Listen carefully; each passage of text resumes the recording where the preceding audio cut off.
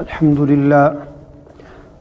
لله نحمده ونستعينه ونستغفره ونؤمن به ونتوكل عليه ونعوذ بالله من شرور أنفسنا ومن سيئات أعمالنا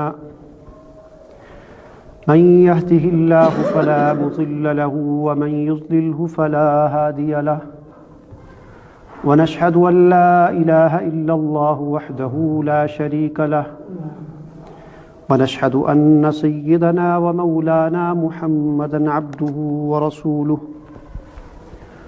أما بعد فأعوذ بالله من الشيطان الرجيم بسم الله الرحمن الرحيم يسبح لله ما في السماوات وما في الأرض له الملك وله الحمد وهو على كل شيء قدير هو الذي خلقكم فمنكم كافر ومنكم مؤمن والله بما تعملون بصير خلق السماوات والأرض بالحق وصوركم فأحسن صوركم وإليه المصير يعلم ما في السماوات والأرض ويعلم ما تسرون وما تعلنون والله عليم بذات الصدور صدق الله العلي العظيم اللهم صل على محمد وعلى آل محمد كما صليت على إبراهيم وعلى آل إبراهيم إنك حميد مجيد سبحانك لا علم لنا إلا ما علمتنا إنك أنت العليم الحكيم رب اشرح لي صدري ويسر لي أمري واحلل عقدة من لساني يفقهوا قولي اللهم أرنا الحق حقا وارزقنا اتباعه وأرنا الباطل باطلا وارزقنا اجتنابه معزز سامعین کرام، میں نے آپ کے سامنے 28ویں پارے میں سورہ التغابن کی چند آیات تلاوت کی ہیں۔ اللہ تعالیٰ سے دعا ہے کہ اللہ تعالیٰ مجھے ان کی روشنی میں صحیح صحیح عرض کرنے کی اور ہم سب کو اسے سمجھنے اور اس پر عمل کرنے کی توفیق عنایت فرمائے۔ 28ویں پارے میں یہ سورہ تغابن بہت اہمیت کی حامل صورت ہے، اور اس صورت میں اللہ تعالیٰ نے ایمان اور عمل صالح کے حوالے سے مضامین کو بڑے خوبصورت انداز میں بیان فرمایا ہے۔ اس صورت کے 2 رکوع ہیں اور کل 18 آیات ہیں، اور جو پہلا رکوع ہے اس میں 10 آیات ہیں، اور ان میں بڑے عجیب تقسیم فرمائی ہے اللہ تعالیٰ نے۔ ان 10 آیات میں سے پہلی جو 7 آیات ہیں، ان 7 آیات میں اللہ تعالیٰ نے ایمانیات ثلاثہ کو بیان کیا ہے، یعنی 3 جو بڑے مشہور جو ایمانیات ہیں، ایمان باللہ اللہ پر ایمان لانا، ایمان بالرسالت رسولوں پر ایمان لانا، اور ایمان بالآخرت یعنی آخرت پر ایمان لانا، پہلی 7 آیات میں ان کو بیان کیا ہے۔ اور پھر اگلی جو 3 آیات ہیں ان میں ان ایمانیات ثلاثہ کی طرف پرزور دعوت دی گئی ہے۔ اور پھر جو پہلی جو 7 آیات ہیں جن میں ایمانیات ثلاثہ ہیں، ان میں سے پہلی 4 آیات میں اللہ تعالیٰ نے ایمان باللہ یعنی اللہ پر ایمان لانا اس کو بیان فرمایا ہے۔ اس سے اگلی 2 آیات میں رسولوں پر ایمان کے حوالے سے بات ہے، اور پھر اس سے اگلی 1 آیت میں ایمان بالآخرت کا تذکرہ ہے۔ تو آج ہم اس جو ہے سورہ تغابن کا جو پہلا رکوع ہے جس میں ایمانیات ثلاثہ اور اس کی طرف پرزور دعوت ہے، اس کا مطالعہ کریں گے۔ فرمایا کہ یسبح للہ ما فی السماوات وما فی الارض، تسبیح بیان کرتی ہے اللہ تعالیٰ کے لیے ہر وہ شے جو آسمانوں میں ہے اور جو کچھ زمینوں میں ہے۔ لہ الملک و لہ الحمد، بادشاہی اسی اللہ کے لیے ہے اور تمام تعریفیں بھی اس اللہ کے لیے ہیں۔ وہو علی کل شیء قدیر، اور وہ اللہ تعالیٰ ہر چیز پر قادر ہے۔ والذی خلقکم فمنکم کافر ومنکم مؤمن، اللہ تعالیٰ تو وہ ذات ہے کہ جس نے تمہیں پیدا کیا اور پھر تم میں سے بعض کافر ہیں اور بعض مومن ہیں۔ واللہ بما تعملون بصیر، اور اللہ تعالیٰ تمہارے اعمال کو دیکھنے والے ہیں۔ خلق السماوات والارض بالحق، اللہ تعالیٰ تو وہ ذات ہے کہ جس نے آسمانوں کو پیدا کیا اور زمین کو پیدا کیا بالحق، کسی مقصد کے تحت، وصورکم فاحسن صورکم، اور اللہ تعالیٰ تو وہ ذات ہے کہ جس نے تمہیں صورتیں عطا کی، تمہاری صورتیں بنائی، فاحسن صورکم، اور بہترین تمہاری صورت گری کی، وإلیہ المصیر، اور اسی کی طرف لوٹ کر جانا ہے، یعلم ما فی السماوات والارض، اللہ تعالیٰ تو وہ ذات ہے کہ جو جانتا ہے جو کچھ بھی آسمانوں میں ہے، جو کچھ بھی زمینوں میں، ہر چیز کو جانتا ہے، وَيَعْلَمُ مَا تُسِرُّونَ وَمَا تُعْلِنُونَ، اور اللہ تعالیٰ تو وہ ذات ہے کہ جو کچھ تم چھپاتے ہو اسے بھی جانتا ہے اور جو کچھ تم ظاہر کرتے ہو اسے بھی جانتا ہے، وَاللَّهُ عَلِيمٌ بِذَاتِ الصُّدُورِ، اور اللہ تعالیٰ تو وہ ذات ہے کہ جو علیم ہے، بہت جاننے والا ہے، بذات الصدور، جو سینوں میں ہے، ہم اپنے سینوں کے اندر جو کچھ چھپا کر رکھتے ہیں یا ظاہر کرتے ہیں، ہر چیز جاننے والا ہے۔ ان 4 آیات میں اللہ تعالیٰ نے ایمان باللہ کا تذکرہ کیا ہے، یعنی اللہ تعالیٰ پر ایمان لانا۔ سب سے پہلی چیز جو بیان فرمائی، یسبح للہ ما فی السماوات والارض، تسبیح بیان کرتی ہے اللہ تعالیٰ کے لیے ہر وہ چیز جو آسمانوں میں ہے اور جو زمینوں میں ہے۔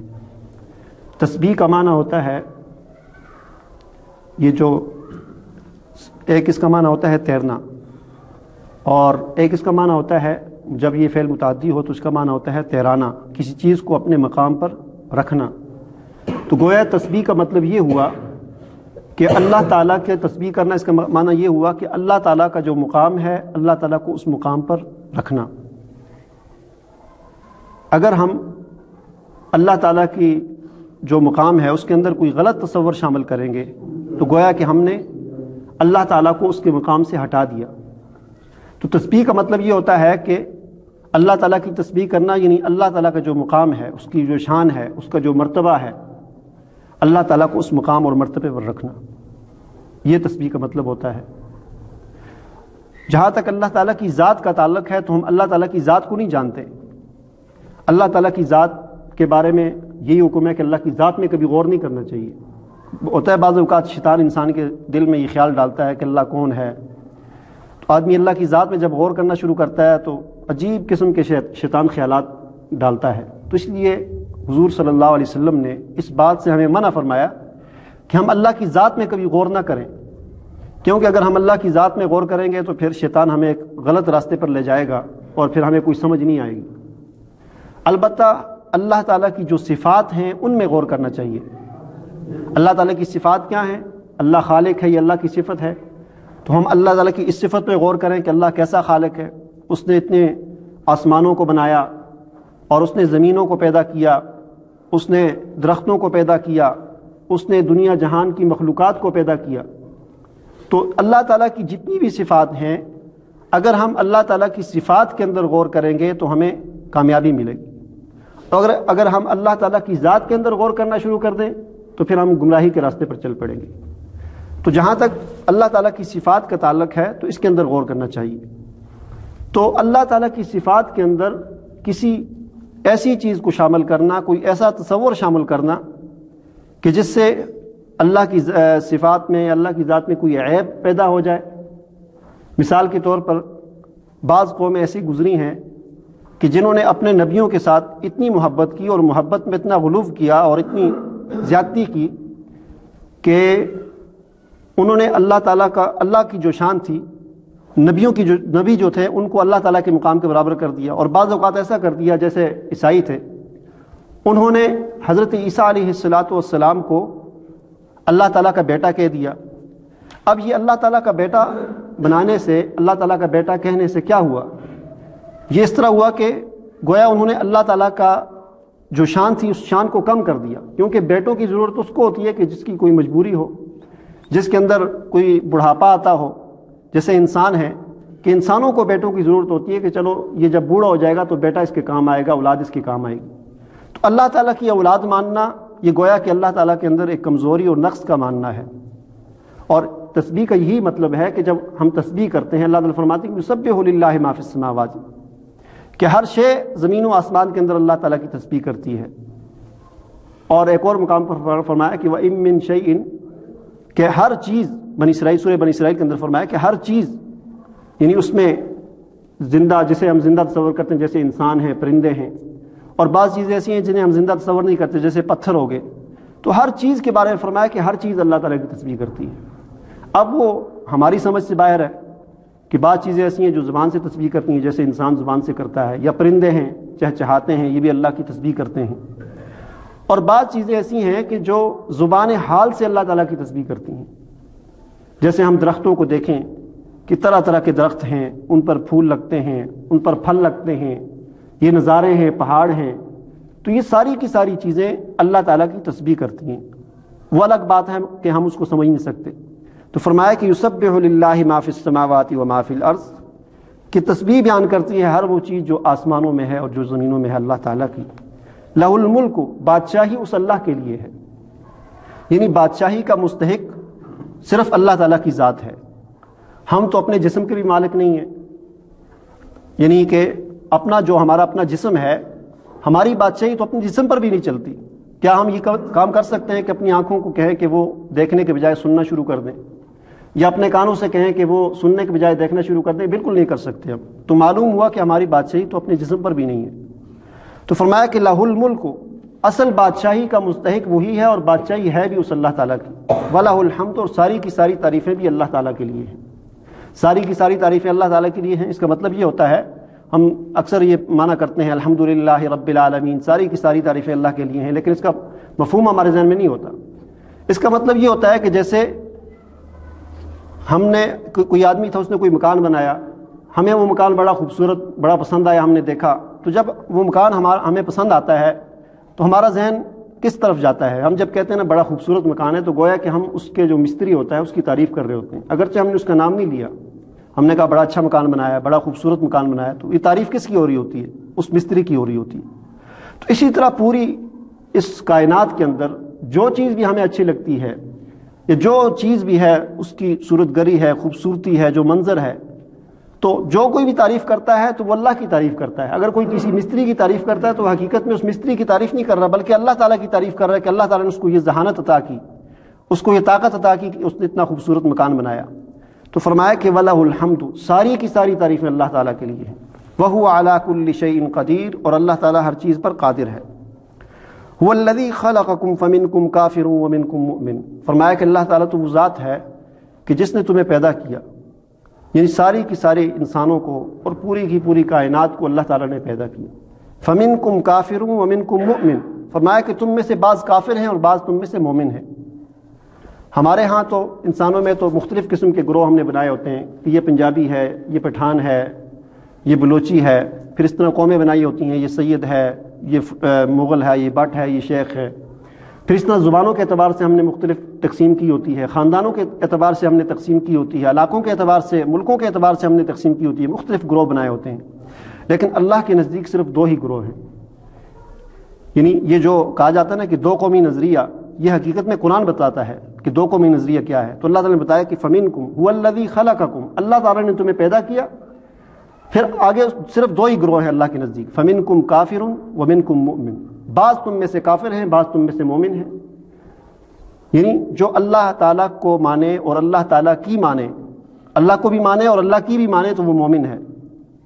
اور جو اللہ کی نہیں مانتا وہ پھر مومن نہیں ہے، کیونکہ اللہ کو یہودی بھی اللہ کو مانتے ہیں، عیسائی بھی اللہ کو مانتے ہیں. یہاں تک کہ آپ ہندو سے پوچھیں وہ بھی کہیں گے ہم اللہ کو مانتے ہیں، سکھ سے پوچھیں وہ بھی کہیں گے ہم اللہ کو مانتے ہیں.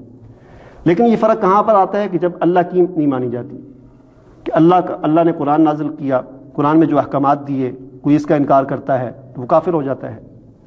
تو اللہ کے نزدیک پورے انسانوں میں صرف دو ہی گروہ ہیں، یا کافر ہیں یا مومن ہیں. تو فرمایا کہ تم میں سے بعض کافر ہیں، بعض تم میں سے مومن ہیں. واللہ بما تعملون بصیر، اور اللہ تعالیٰ تمہارے اعمال کو دیکھنے والا ہے.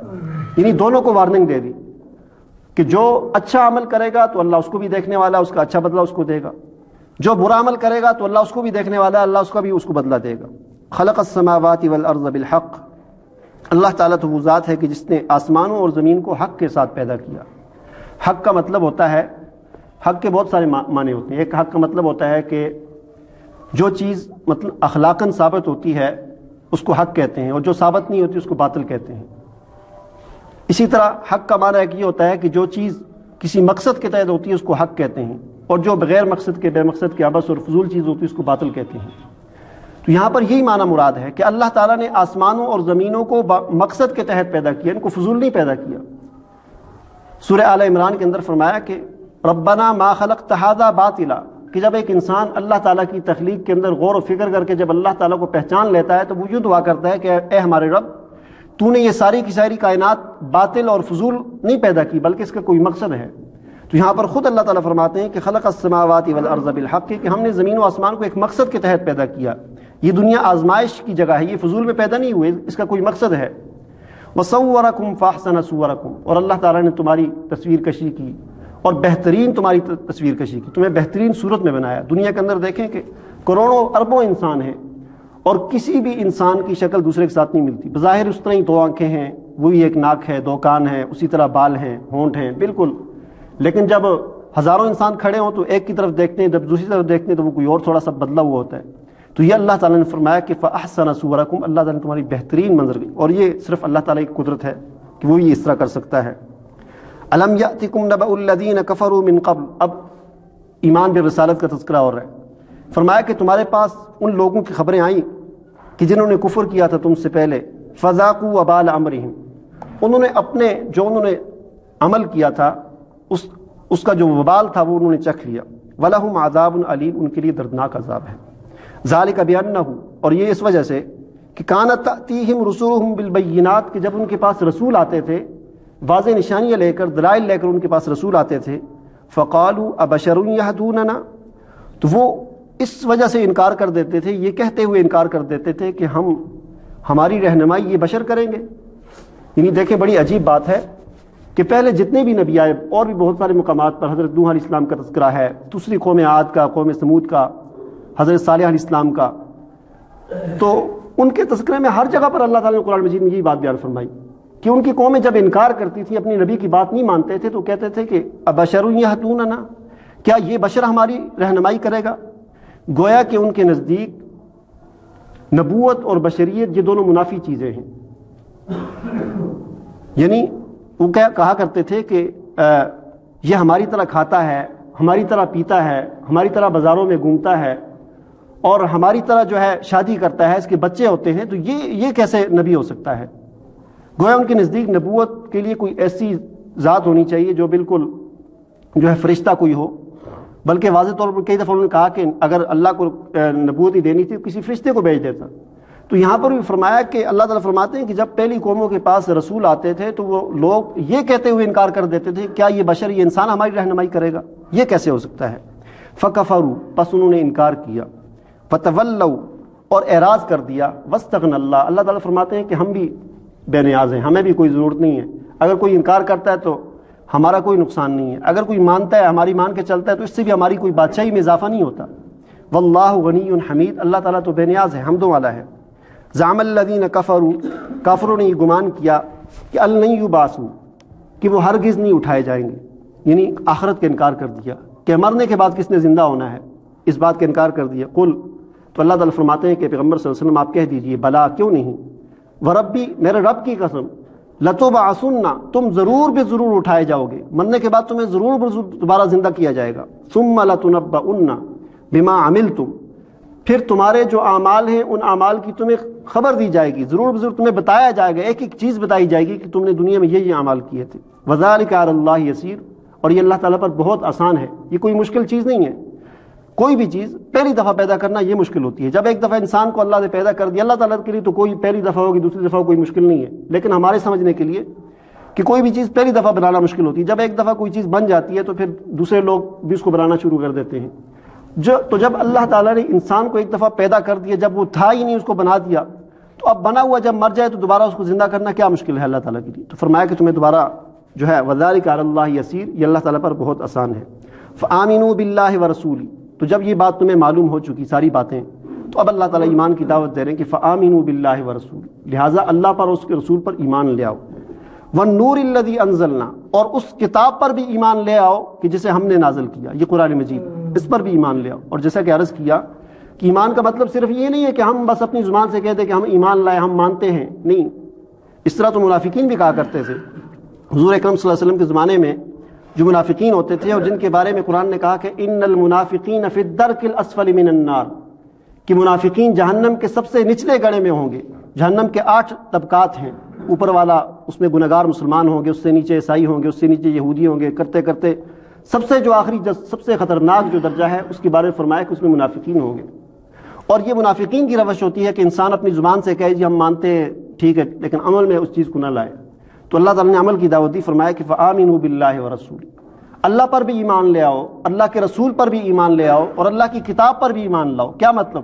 اللہ کی بھی مانو، اللہ کے رسول کی بھی مانو، اور اللہ کی کتاب جو ہے یہ قرآن مجید، اس کے اندر جو احکامات دیے گئے ہیں اس کو بھی مانو. فرمایا کہ واللہ بما تعملون خبیر، اللہ تعالیٰ تمہارے اعمال سے باخبر ہے. ایسی بات نہیں ہے کہ تم کوئی بات چھپ کر کرو، تم کہو کہ ہم کمرے میں کر رہے ہیں، ہمیں کوئی دیکھ نہیں رہا. فرمایا کہ واللہ بما تعملون خبیر، اللہ تعالیٰ تمہارے اعمال سے باخبر ہے. یوم یجمعکم لیوم الجمع، فرمایا کہ اس دن کو یاد کرو کہ جس دن تمہیں جمع کیا جائے گا، جمع ہونے کے دن. ذالک یوم التغابن، فرمایا کہ یہ ہار اور جیت کے فیصلے کا دن ہے. اس سورت کا نام سورۃ تغابن ہے اسی لفظ کی مناسبت سے. اور تغابن غبن سے ہے. غبن کا معنی ہوتا ہے خسارہ اور نقصان. اور پھر یہ لفظ تغابن جب اس کا باب تفاعل عربی کا قاعدہ ہے اس میں چلا جاتا ہے تو اس کا مطلب ہوتا ہے کہ جانبین سے خسارہ، یعنی ایک آدمی دوسرے کو نقصان پہنچانے کی کوشش کرے اور وہ اس کو نقصان پہنچانے کی کوشش کرے، یا ایک آدمی زیادہ نفع حاصل کرنے کی کوشش کرے اور دوسرا اس سے زیادہ نفع حاصل کرنے کی کوشش کرے. اس کو تغابن کہتے ہیں. اس کی آسان سی مثال یوں سمجھیں کہ جیسے ایک دکاندار ہوتا ہے، مثلا کوئی چیز بیچنے والا ہوتا ہے، تو بیچنے والے کی کوشش یہ ہوتی ہے کہ میں زیادہ سے زیادہ منافع حاصل کروں، اور خریدار جو ہوتا ہے خریدنے والے کی کوشش یہ ہوتی ہے کہ مجھے زیادہ سے زیادہ رعایت ملے. یہی وجہ ہوتی ہے کہ خریدار اور بیچنے والے کے درمیان بات ہوتی ہے. ایک کہتا ہے کہ یہ 300 کی ہے، خریدار کہتا ہے نہیں میں 150 دوں گا.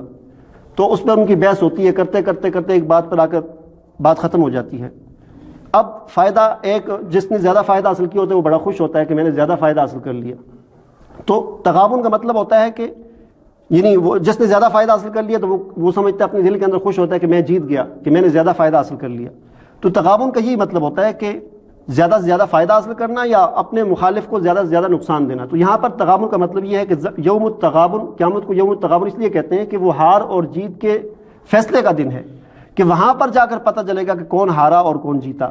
اس دنیا کے اندر تو ہوتا رہتا ہے، اہل ایمان پر تکلیفیں آتی ہیں، پریشانیاں آتی ہیں، اور جو اہل کفر ہوتے ہیں وہ خوش ہوتے ہیں. تو یہ ہار اور جیت کے فیصلے کا دن نہیں ہے، بلکہ فرمایا کہ وہ ہار اور جیت کے فیصلے کا دن ہے. اور وہاں پر کیا ہوگا؟ وہاں پر آگے فرمایا کہ وَمَن يُؤْمِن بِاللَّهِ، جو اللہ پر ایمان لایا دنیا میں، وَيَعْمَلْ صَالِحًا، اور جس نے یہاں پر دنیا کے اندر عمل صالح اختیار کیا، يُكَفِّرْ عَنْهُ سَيِّئَاتِهِ، فرمایا کہ اس کی سیئات کو ہم دور کر دیں گے. وَيُدْخِلْهُ جَنَّاتٍ تَجْرِي مِن تَحْتِهَا الْأَنْهَارُ، اور ہم اس کو ایسے باغات میں داخل کریں گے جس کے نیچے نہریں بہتی ہیں. خالدین فیہا ابدا، وہ ہمیشہ رہیں گے وہاں پر، یعنی اصل جیت وہ ہوگی کہ جو ہمیشہ کی جیت ہوگی. ذالک الفوز العظیم، فرمایا کہ یہ بڑی کامیابی ہے. اور دوسری طرف فرمایا کہ والذین کفروا، جن لوگوں نے کفر اختیار کیا، وکذبوا بآیاتنا، ہماری آیات کو جھٹلایا. جھٹلانے کا مطلب صرف یہ نہیں ہوتا کہ انسان انکار کر دے، یہ بھی جھٹلانا ہوتا ہے کہ ایک چیز انسان کے عمل میں نہ ہو. فرمایا کہ جنہوں نے ہماری آیات کو جھٹلایا، اولئک اصحاب النار، یہ آگ والے ہیں، یہ جہنم والے ہیں. خالدین فیہا، ہمیشہ اس میں رہیں گے. وبئس المصیر، اور یہ انتہائی برا ٹھکانہ ہے. یہ اصل جو ہے ہار ہے، ہمیشہ کی جو ہار ہے. دعا کریں اللہ تعالیٰ عمل کرنے کی توفیق عطا فرمائے.